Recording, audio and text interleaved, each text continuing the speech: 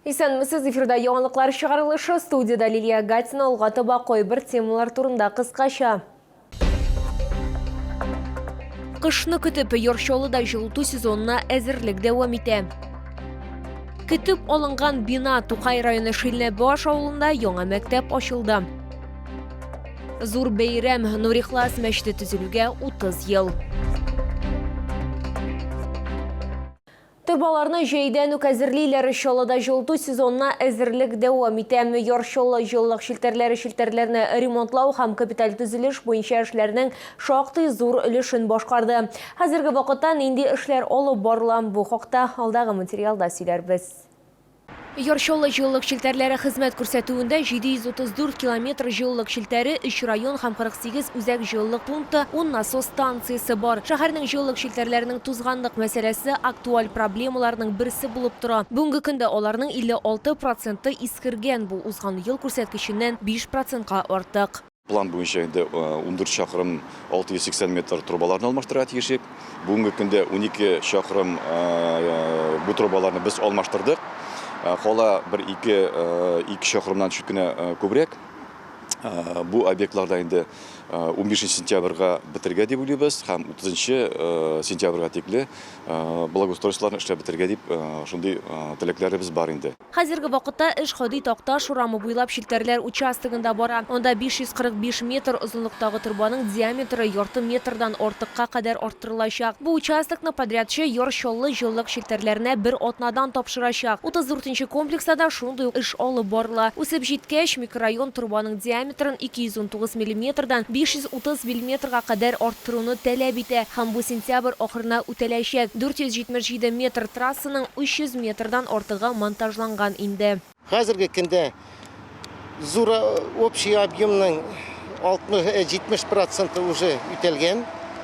Хәзерге вакытта менә ничек әйтергә, бер участокта основной тип трубага күчерү бара, переврезка потребительләрне 2 көн ярымга туктаттылар. Менә шул вакытта бу эшләрне үтәргә җыенабыз. Шулай ук шәһәрдә йомгаклау опрессовкасын үткәрү датасы да билгеле булды. Быел ул 5 сентябрьгә билгеләнгән. Аны үткәрү өчен 10 көн кирәк булачак. Әмма белгечләрнең планнары буенча Чаллы халкы кайнар суны билгеләнгән вакыттан күпкә иртәрәк алачак. Лилия Гатина, Сергей Вильданов, яңалыклар.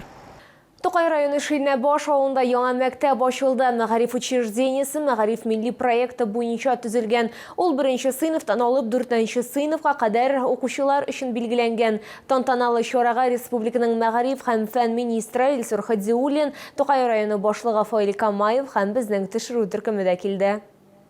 Яңа мәктәпнең төзелүен укытучылар да, балалар да һәм аларның әти-әниләре дә түземсезлек белән көтте. Яңа уку елында Роза Бадретдинованың кызы да 1-нче сыйныфка укырга барачак. Бүген алар яңа мәктәп белән танышырга килгән. Бик зур рәхмәтләребезне Тукай администрациясенә белдерәсе килә. Шушындый иркен, матур, заманча эшләнгән мәктәп өчен балаларга инде бер теләк безнең 4 белән 5-легә генә укырга. Ул мәктәп шундый матур, мин үзем дә анда булдым. Анда шундый чиста, матур, бөтен нәрсә заманча эшләнгән. Ул столовыйлар, ул проходнойлар, бөтен нәрсә ошады. Яңа мәктәптә 1-нче сыйныфтан алып 4-нче сыйныфка кадәр укучылар белем алачак. Шул ук вакытта Мәгариф учреждениесенең иске бинасы да эшләячәк. Яңа мәктәп Мәгариф милли проекты буенча төзелде. Яңаша җиһазландырылган, бөтен җиһазлары булган, ул техник җиһазлар, шул ук вакытта менә уку өчен кирәк булган парталар, өстәлләр, шкафлар, булар бөтенесе дә яңаша шул хәтле матур итеп эшләнгән. Монда инде беренчектән начар укып булмый торгандыр. Мин балаларга беренчедән инде укытучыларны балаларның өчен күңелдән яңа башланып китә торган уку елы белән тәбрик итәсем килә. Быел республикада 11 яңа мәктәп төзелде. Кече Шилнәдәге белем бирү учреждениесе белән дә мәсьәлә хәл ителә. Бүген көн үзәгеннән бу проблемалар төшеп китмәде. Аларны без беләбез.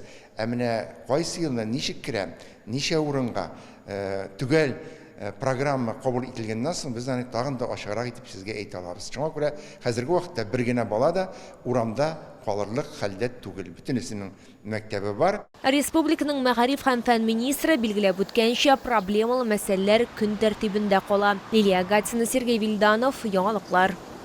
Нурихлас мәчете төзелүгә 30 ел бина 48-нче бистәдә урнашкан һәм ул шәһәрнең иң зур дини объектларының берсе булып санала. Юбилей хөрмәтенә мәчет территориясендә өчен бәйрәм оештырылды. Чарада хөрмәтле кунаклар катнашты. Алар арасында Татарстан Республикасы мөселманнар диния нәзарәте башлыгы Татарстан мөфтие Камил хәзрәт Самигуллин да бар иде.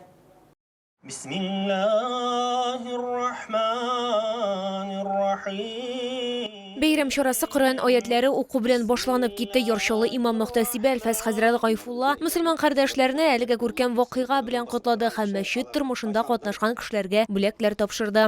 Мәчетнең тоткасы, дип әйтергә кирәк, завхозы. Чарага мәртәбәле кунаклар да килде. Башкарма комитеты җитәкчесе урынбасары Рамил Халимов Әлфәс хәзрәткә мәчет мәхәлләсенә үзара аңлашып эшләгән өчен шәһәр мэры Наил Мәгъдиевнең рәхмәт хатын тапшырды. Сезгә Әлфәс хәзрәт шын күңелемнән, Наилган барыш исеменнән зур рәхмәтемне әйтәсем килә. Сезнең белән эшләү рәхәт, нинди генә мәсьәләләр булмасын, нинди генә чараларны уздырмадык шәһәр белән бергә, хәзрәтләр белән бергә һәрвакыт уртак тел табып эшләдек. Шулай эшләрбез дә дип уйлыйбыз. 30 ел буе шушы мәчетебез безнең халыкка хезмәт итә. Инде киләчәктә дә узын еллар буена бергәләп, бердәм булып Аллаһ юлында хезмәт итәргә насыйп булсын. Аллаһ Тәала безнең кылган гамәл гыйбадәтләребезне, кылган изгелекләребезне кабул итсен иншаллаһ. Хөрмәтле кунаклар арасында Татарстан Республикасы мөселманнар диния нәзарәте башлыгы Татарстан мөфтие Камил хәзрәт Самигуллин да бар иде. Ул җирле имамнарның эшен билгеләп үтте. Аллаһ шөкер, яшьләребез бар, өмет бар, динебез үсә. Бигрәк тә безнең җитәкчеләребезгә зур рәхмәт. Чөнки алар бу эштә булышалар. Мәгълүм булып, монда да сезнең лавагыз Аллаһ шөкер булыша, мәчет төзелә. Иншалла яңа урын да бирелде, Казанда да җәмигъ мәчете булачак. Аллаһ шөкер генә әйтәбез. Бәйрәм ахырында шәһәр кунаклары өчен мәчет территориясендә урнашкан мәдрәсә буенча экскурсия үткәрелде. Исегезгә төшерәбез, ул мөселманнарның садака акчаларына сафка бастырылды. Монда балаларны барлык мөселман кануннары буенча укытачаклар. Лилия Гатина, Сергей Вильданов, яңалыклар. Әни белән кызның уртак экспозициясе Шолы картиналар галереясының кече залында созвучие дип аталган күргәзмә ачылды. Бу рәссамнар Гүзәл Калчерина һәм аның кызы Әнисә Шайхетдинованың эшләре. Толырак калдагы материалда. Профессиональ иҗат юлын Гүзәл Калчерина 2018 елда башлый, әмма сәнгатьтә беренче адымнары бала чакта ясала. Авылда ачык тәрәзәдән бакча һәм өлгергән чия исләре керә, тәрәзә төбендә мәче йоклый. Нәкъ менә шундый истәлекләрне рәссамның яраткан картинасы саклый. Моя самая близка по духу работа — это вот в летнем саду.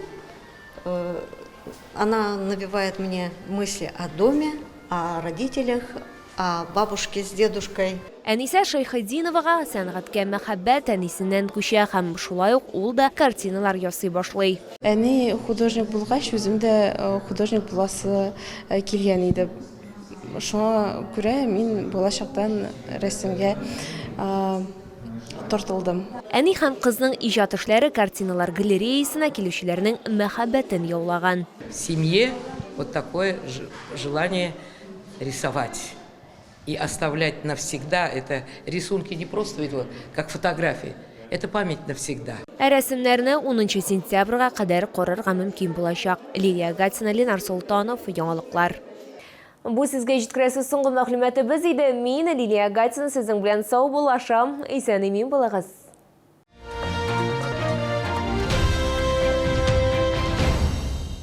Завтра в школу.